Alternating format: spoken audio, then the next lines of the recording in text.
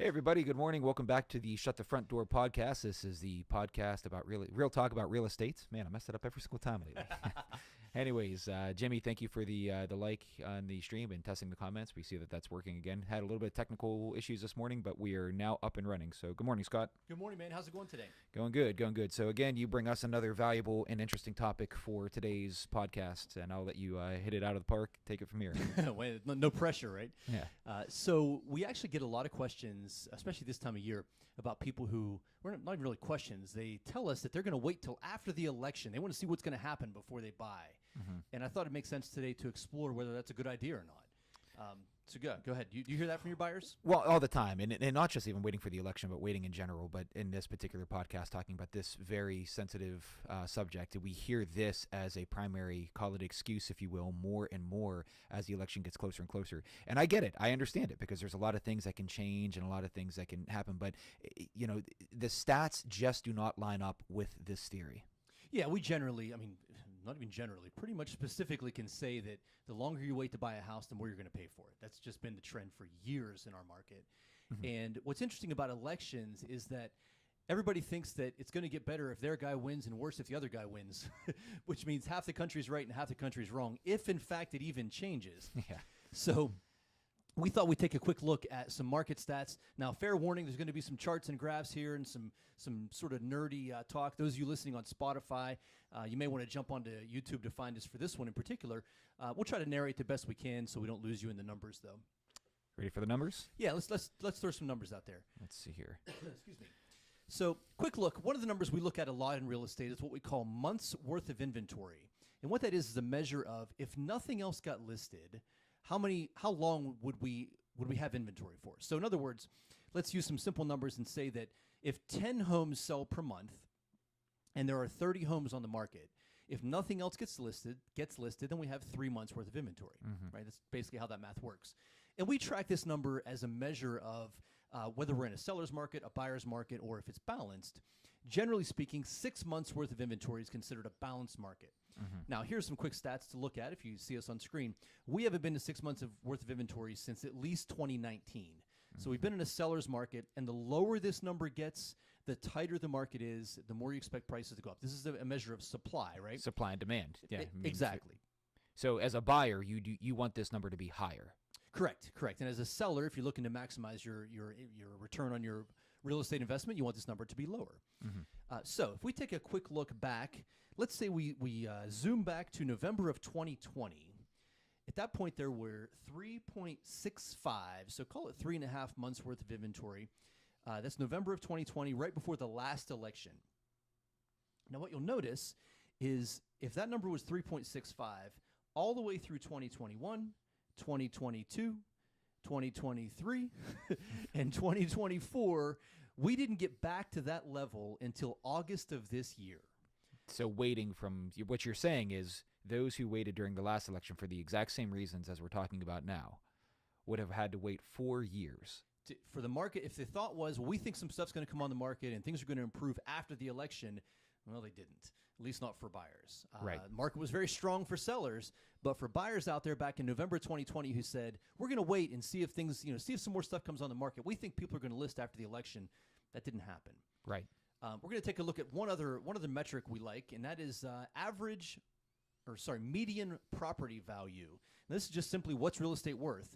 Now, if you look at the graph on screen, if you can see that, the trend line, this goes back to 2008, is virtually constantly going up, right? We just don't see any major drop-offs whatsoever anywhere in these numbers. Right. For those, I can see it on screen. Specifically, even talking about our local market. Now, you can see that there's an average between Ohio County or West Virginia or USA, right? The big one. So USA would be the top red line, and that's, and this is what we've been saying for many, many times on this podcast.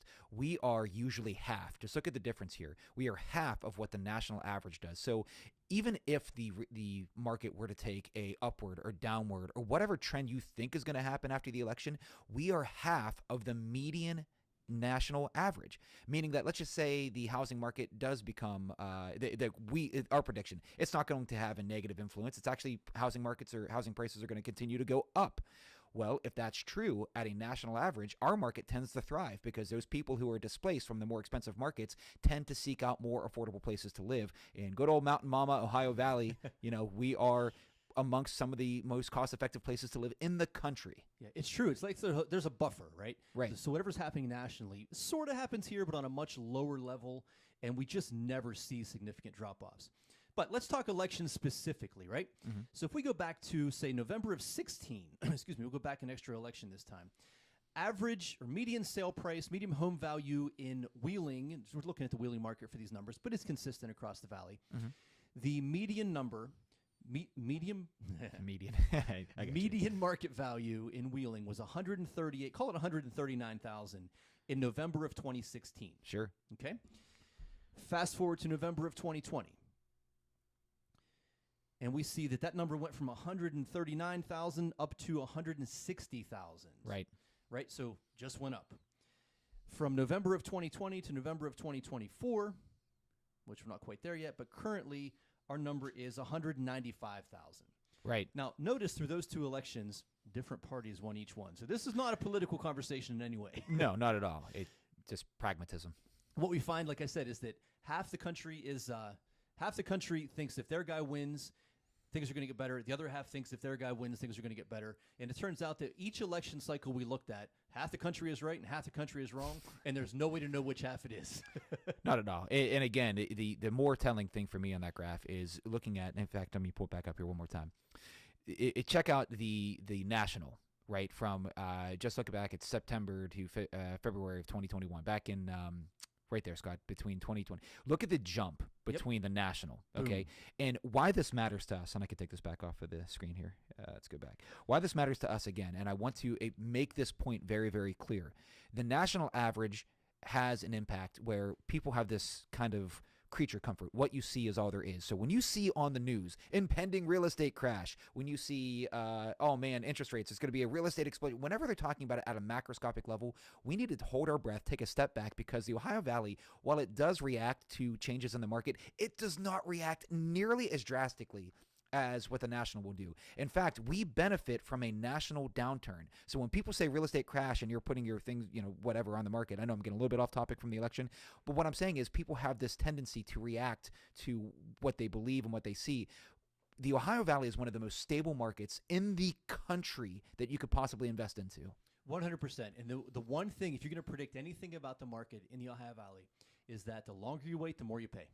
Correct. And that has been true for really about as long as we have historical records. Go back to 2008, we didn't see a big crash. The longer you wait, if you're going to wait for interest rates to come down, you're going to pay more for your house. If you're going to wait for the election results to see what happens, you're going to pay more for your house. Well, you might get a lower interest rate if they go back down, but a lower interest rate on a higher price is the same. Math is math. That's exactly right. And if you need help with math, we're nerds, right? We can do this. We like our charts and graphs, that's for sure. We kind of never. I always say there's no problem in the world that can't be solved by a good spreadsheet. I never heard you say it, but you're right. But you've seen my spreadsheets. I have, and some of them are gorgeous. Oh my goodness, I'm blown away. Well, any other words of wisdom? You think we've tended this one to be a little bit of a shorter podcast this morning? Do you know why? Because it's an easy point to make, and it's absolutely backed up by facts, by our experience. And there's no reason to think going forward that the trend won't continue. So, absolutely, the longer you wait, the more you pay. Correct. Well, all right, we will be back again next week. Wait. You forgot something. What did I forget? For those of you watching on social media or YouTube, we are on Spotify. Oh, yes. Of course, we'd love for you to hit that subscribe link on YouTube and especially on Spotify, trying to grow this thing. We love real estate. We love chatting about it. And we'd love to get the biggest audience we possibly can. Yep, and not just that, but stay tuned. We are doing, what did Jimmy say? Is chicken math the same as housing math? Chicken math. So you have to know Jimmy to understand. Jimmy, he just bought a, what was it? Not 100 acres, but he went from being in St. Joe and Belair up to in Jacobsburg. And this guy now has his own farm, his homestead. Yeah, 40. 1 of 4, we have 41. That actually kind of sounds like Volkswagen math in my world. Yeah. 114 is. Am I reading that? No.